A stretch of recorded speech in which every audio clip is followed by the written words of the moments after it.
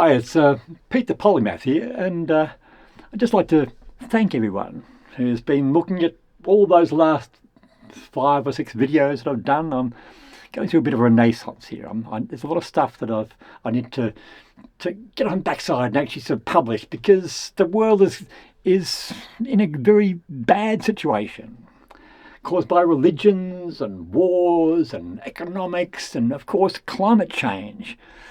And there's lots of people who are in absolute denial, saying, oh, well, we'll just let things happen.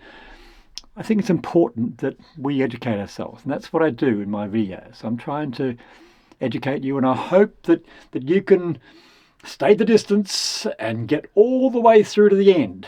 Like, I was disappointed in my knowledge video that most people didn't even get to the part where I was explaining what learning was, let alone what it was to actually learn and then to master and then to extend that on to become.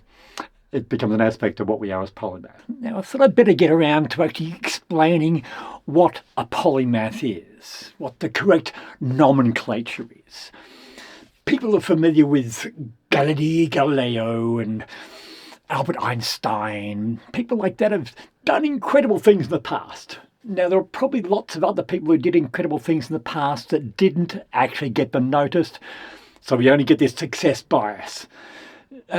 Polymath is understanding various fields of knowledge at a fairly high level.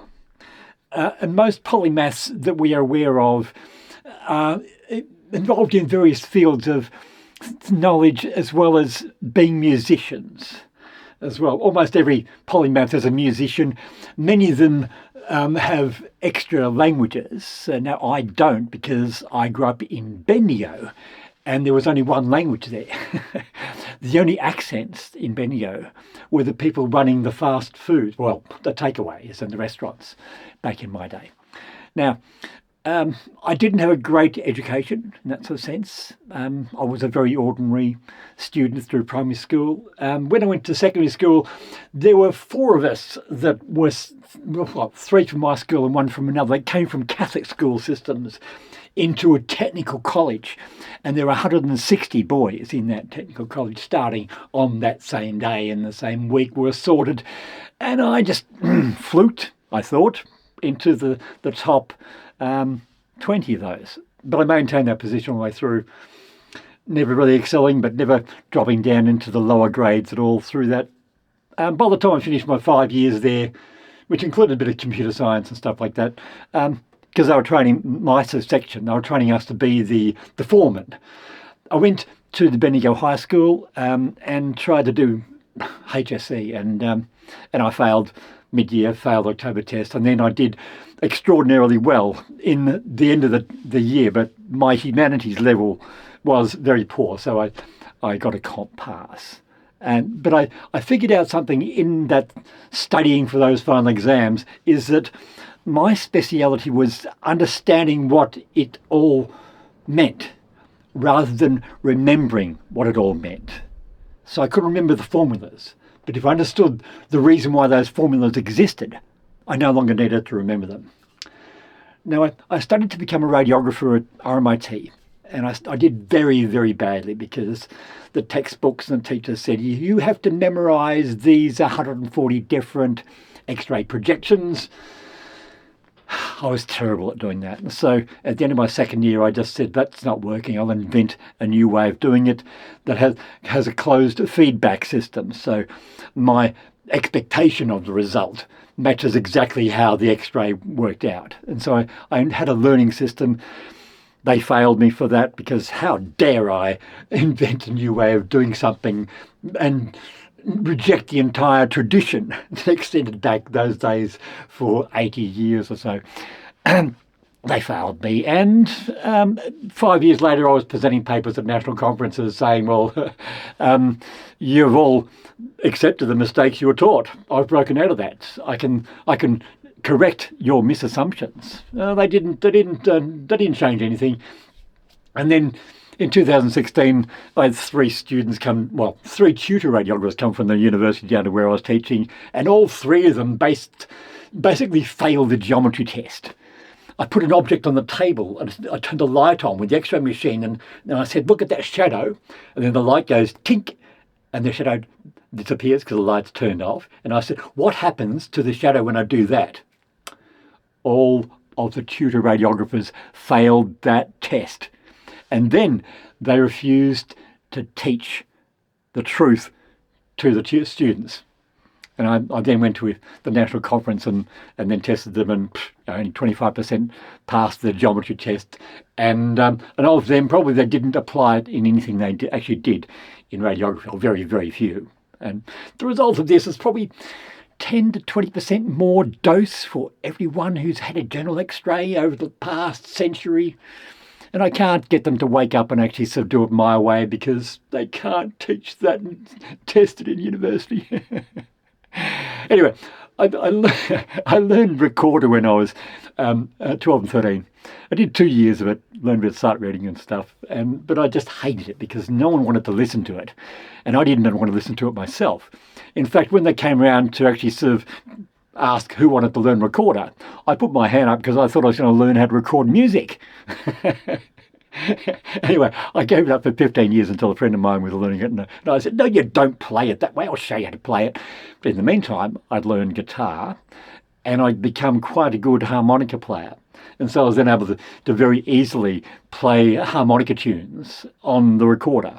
And then I started learning the recorder properly, until my system of practice now is play the tune in the original key that it was recorded in, and then transpose into all possible keys it can be played into, and then move to the next one, and the next one. Never sight read. Sight reading for me is like pretending you know the poem by reading it out of a book. No, if you know the poem, you should know that poem off the top of your head. The same with telling a story. The story should be in your head, not reading out of a book or something. There's a very different way that the mind actually works in those things. Anyway, when I qualified as a radiographer, I thought, free at last, no more study. I got bored very quickly and I started studying.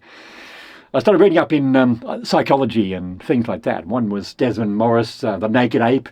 And so I started sort of this idea about this resembling humanity. That was a very important thing for me to do. I thought, I'm not going to be the same as every other domesticated human. I want to incorporate the things that have always been there for us as humans. I started studying our evolution and Leakey's work in Africa and things like that back in the early 80s and stuff. I started reading the textbooks and reading them.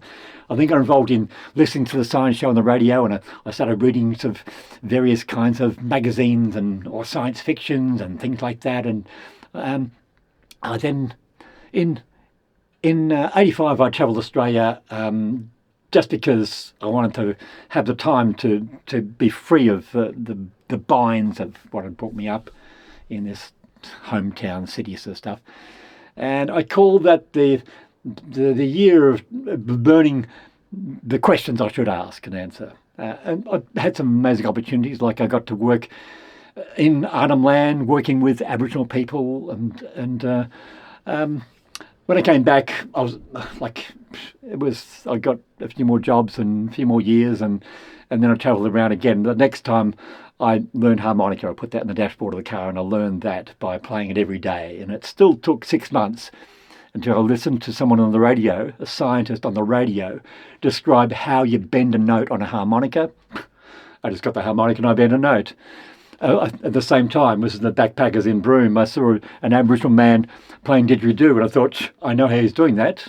And so I got the didgeridoo, and I was circular breathing within the first 30 seconds or so of picking up the instrument. Of course, it took a bit of work to actually sort of perfect it, but I knew the technique. I was making it happen.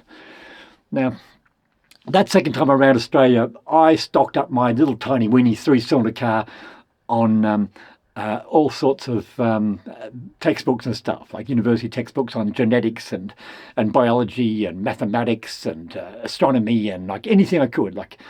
And I was heading off into the wilderness naked and barefoot for 3 hours, saying I'm going to walk that way for 2 kilometres, then that way for 1 kilometre, then I'll come back that way 2 kilometres. This is back in the days when there were no mobile phones and anything, incredibly dangerous in some sort of sense. But I found that doing that kind of stuff, working without like a safety net. It meant that I was able to be able to focus very, very exactly on what I was doing.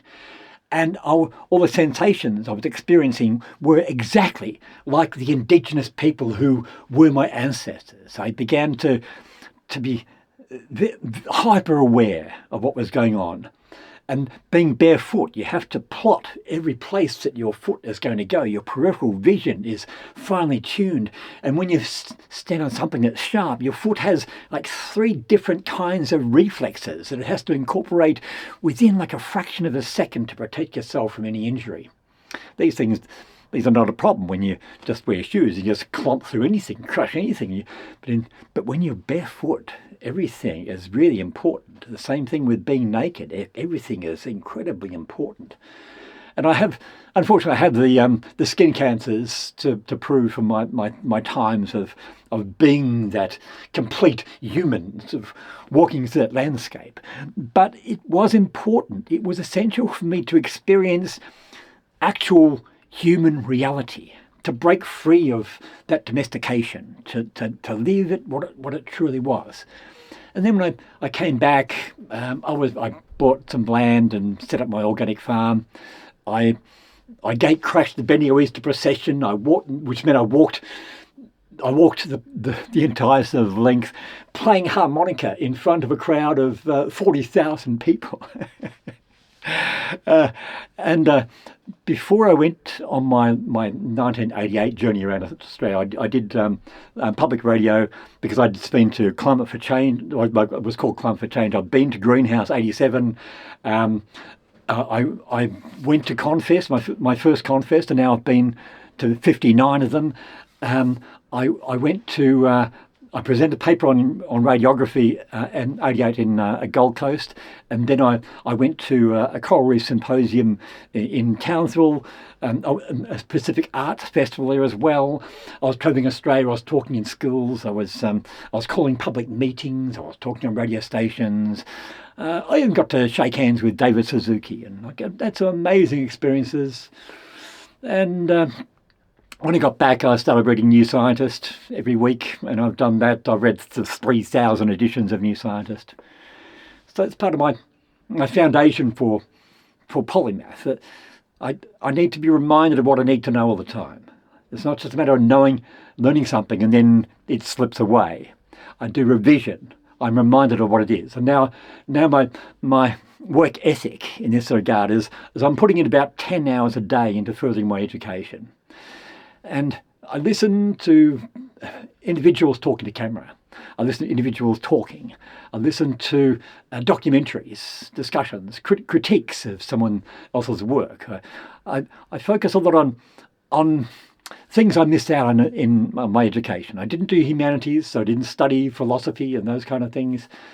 I did do a tiny bit of English literature and stuff. But I found that I needed to distance myself more and more from the Roman Catholicism that had bound me up. I was so enthusiastic about that concept of God when I was a child. I needed to distance myself from that, and then just to totally isolate myself, separate, and then totally reject. And now I need to come to terms with what it is that keeps people in a religion. Why do they fall for it? Why do they not question what it is that they've been told is true? And there's a lot of philosophy comes out of that. There are often philosophers defining the various kinds of fallacies that this argument is, and that is the kinds of the historians that go back through, say, biblical history and point out these incongruities about sort of the interpretations of the past and things like that. So I invented the selfie stick independently, and you can go back through my YouTube for the last 17 years. I invented it in 2005 when Hurricane Katrina was going on. My first recording was in Sydney. I walked King's Cross in Sydney, looking at the camera, swinging it around, and talking about the prostitutes, the bouncers, the bikies, and the druggies, and never took my eye off that lens. But the peripheral vision was sort of looking at those people and sort of saying they're gobsmacked. They've never seen such advanced technology. I realised I couldn't get a patent on it, and so some guy in Japan worked for Minolta and he had the patent back in 1986. But in 1986 was when I took my first selfie, but was holding the tripod and it was an SLR camera and all you could do was point straight down at you because it was so heavy at the end. So I worked on perfecting it, and by the time YouTube came around, it took me about 2 years to actually get onto YouTube. But then when I was on YouTube, I believe I was probably the first to start uploading videos. I started making mockumentaries. Look at things like the Shaved Monkey Cathedral and things like that. Having a lot of fun. And I did a mockumentary where I went to the Grand Prix in Melbourne, and I pretended that I was an anthropologist sent back through time to study the Shaved Monkey Society before the collapse to ensure we didn't make the same stupid mistake again. And to walk through crowds of petrol heads, and they're just gobsmacked. Well, there's me talking to this camera, and they can see it's working, and it does seem like it is aliens of future technology. But it's theatre. For me, it's theatre. I did a Melbourne Cup. So while everyone was watching the horses go past the finishing line, I was there with my Modern Pod holding the camera up high and filming the crowd and doing my mockumentary like, see all those people here? These are the ones who believe that they can predict the future. Now see this line over here? These are the people who were able to predict the future. Crazy stuff. But that's it. It was all just having fun. And in 1991, I learned overtone singing. So I then practiced until I learned, because that's what a polymath will do. I then went to the next contest, and there was no one teaching. No one out of those 300 people that went to those workshops that I went to, none of them went away and practiced every day for 15 months. And so I then became the teacher. But I decided I'll do it my own way. I'll ensure that my performance technique requires absolutely no preparation. Just like this YouTube I'm doing now. There's nothing to read. If I know the stuff, I shall be able to deliver it. It's like I'm talking to someone, giving someone a talk in a pub or in a cafe on a street somewhere like that. I ran my performances like that. One thing after another until I gained experience. All the workshops worked. I now run like 350. I've had like 50 or 60,000 people through workshops. I ran Mud Tribe, where I get groups of people to totally mud up and cover themselves in sticks, leaves, bark and stuff, like they're basically naked. And then they are only able to speak in gibberish. And so then they become this subgroup, like a subculture within this alternative culture anyway. And then they have to try and communicate in little kinds of sitcom ways with all these people going around. Enormous fun and enormously liberating. And for some people, they never had this kind of fun before, or not since they were in kinder. And for some people, it was their initiation, their coming out, their recognition and acceptance of themselves within their culture, all those kinds of amazing things. So that's pretty much my story. My siblings were not interested in pulling their toys apart to find out how they worked. They didn't get the Meccano set, and they didn't get the microscope or the telescopes, or they weren't involved in those kind of things. They didn't want to sort of ride vast distances to explore a landscape. No, they weren't involved in that at all. And my parents, they weren't interested in what I was doing. Just keep out of their hair. Just go away and do what you need to do. Just don't ruin anything. And so one of my stories as well is my older brother sold me his car. We lived on a farm, and he taught me how to drive. I started up and drive in first gear in the reverse. This is 1962 Falcon. He gets out of the car. I drive out the gate. I turn right up the road. There's a forest and there's bush. It just goes on and on. So the first day I ever drove a car, I drove 80 kilometres and drove home in the dark. And I sideswiped the tree just a tiny bit, but not enough so anyone would notice. And then I put L plates. I didn't drive the car with L plates. I didn't have anyone sitting next to me for 10 months or so. But I drove with P plates on because Well, I didn't quite look old enough to be driving by myself as a 20-year-old or something.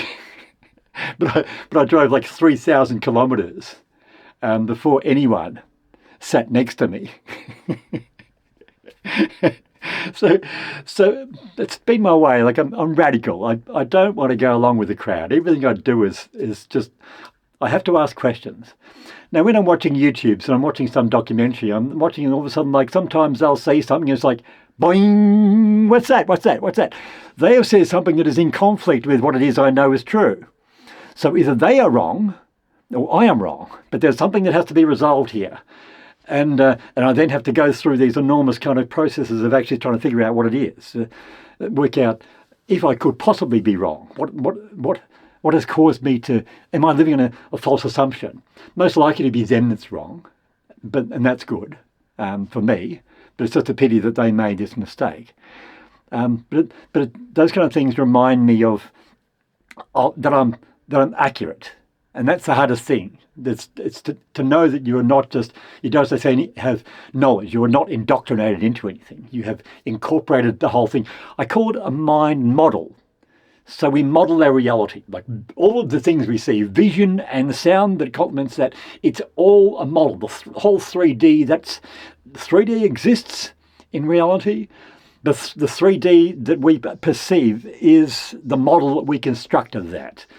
Now, that model extends to include society. It extends to include the things that cannot be seen, such as cells and molecules and genes and atoms and quarks.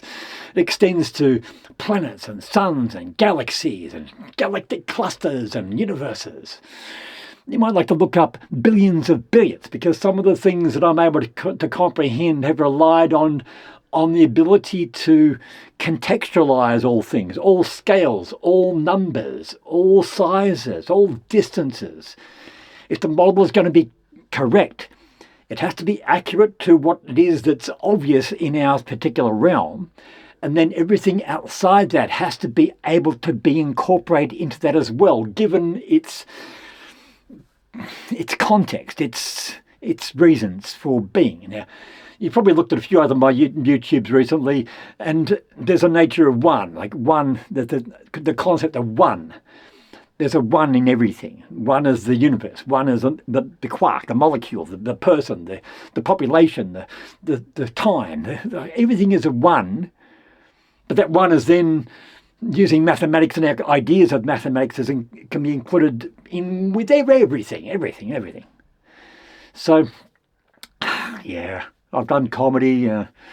I've performed on stage with many of the instruments I've learned, like button accordion, and I did some keyboards. But so the keyboards, for instance, as a harmonica player, that's only 7 notes. I learned a harmonica, and so the keyboards, there's only 7 notes in there. Like the 8th note is the same as the first one because it's an octave. Like it's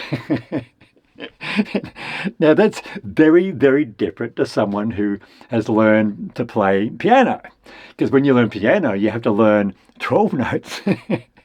And I only have to learn 7. And then I just transpose into whatever key I want to on the keyboards. That's cheating in some sort of way. But it's the same as this harmonica does not work, and so I'll use this other one. I'll change it into fifths, I'll change other notes, I'll do other kinds of things and stuff. And so that's basically what I've done, invented various kinds of things. Like you look at my back catalogue, there are many things I invented. Musical instruments, installations for microwave cooking, and I've created revolutions in radiography and in thinking about various kinds of things, and in video art forms and sort of stuff. Like I'm unconstrained, and other people tend to learn from others by copying others. I can appreciate what other people do, but they are more likely to inspire me to find my own way to do my own thing. It's a very different approach, and we live in a time there hasn't been this amount of knowledge around ever before in any time in history. I used to drive my Buddhist brother crazy. Because I'd say I know more than the Buddha ever did. Because the Buddha didn't know the entire context of what consciousness was, what the body was, what society was, what existence was. He didn't know all of that stuff. Like many other people through ancient sort of times, they could only be enlightened as much as their knowledge and the knowledge available to them allowed them to be. Their enlightenment was in comparison to the minuscule of knowledge that was surrounding them. Whereas my enlightenment is the collection of all of the experts in all the fields that have accumulated all of those things at all of those years. Now, I'm not a master of very many fields of science or even of music. I have my particular specialities. I need to be able to understand what an expert is able to explain to me. I'm often not at a level of expertise to be able to explain that same concept to someone else. Now, I hope you understand that. Equally, if you know nothing about a subject and someone is telling you about that subject, the amount you'll learn will be minuscule. It'll be a little factoid. It'll be some data. It won't be knowledge. I go through my knowledge video. You have to bring it through these various sort of stages until you actually truly know this thing. That takes years of actually practicing and rehearsing these kind of things. But we tend to have outsourced everything, outsourced our entertainment, outsourced the need to know about all the different things that provide us with everything in our world. We've outsourced it. And now we realise with the war in Iran and sort of stuff, well, what happens if we don't have any oil to burn? Like, how can we possibly continue to exist if we don't continue to burn fuel? Like, it's crazy. We're just so vulnerable. And yet we've conned ourselves into believing that we're indestructible. Now, whatever you do, if you decide to become a polymath like me, make sure that you gain the skills so that if civilization does collapse, you won't be totally, completely, utterly helpless. You'll be able to be some aspect of its recovery or some aspect of it surviving. You're not just going to just cark it just because you don't have a clue how to get water or grow food, or haven't got the fitness to travel distances. And you can't fight off the marauding hordes who are trying to get whatever you've still got. If we gain those kind of things, the ability, the confidence, and even look at my video on complete movement, if we gain the confidence that we can use our bodies in self-defense and in attack and all of those kind of things that all of our distant ancestors had, where they needed those things. They evolved the brain to actually sort of have those things. And in their own way, they were the polymaths of their time. You've got to sort of make sure that you have what is required, what it is that we've always had. And if you have that, then you'll have confidence and you won't have mental illness, and you'll be a benefit, not just yourself, but all the people around you. So it's been a particularly long rant, rave, lecture today. And hopefully you can gain what it is that I've been trying to explain, but do what you can with it. Ask other people, share it around. Discuss this amongst your peers. Direct them towards me and towards other people who are on that cutting edge in YouTube, trying to break the monopoly of AI now. We're trying to make sure that we're not completely disenfranchised by even the ability to think about anything or to create anything. So we need to be as good as AI. And perhaps AI is probably the closest thing that I can use as an analogy for what it is like to be a polymath in this era. You can ask me any question and I'll have an answer for it. I'll be able to qualify the accuracy of my answer as well. But that's what we do. So like, subscribe, and comment. Now, I learn a lot from reading the comments of other people's videos and then commenting on them, creating conversations or putting in corrections and collaborations. And I'd learn a lot from what you can ask me What is it that you find mystifying about what life is? And I can direct you to various fields of science. I can direct you to various videos. You can find those videos on my channel quite often, because I've been putting this stuff up for a long time, and it's only now I'm starting to get, like, in the last 2 days I've had another sort of 160 subscribers, and I've had 2,500 people have seen my videos. I'm starting to get some traction here, and I want you to be part of that process of making what it is that I'm trying to do work. We need to become the heroes that the future people look back and say, those are the people that made a difference. They're the ones that caused us to stop this death spiral of religious wars and economic rationalisation and de-skilling. You need to become one of those kinds of heroes that die in wisdom, just like every other elder in history has ever done. So thanks very much, and Pete the Polymath saying goodbye. Thank you very much.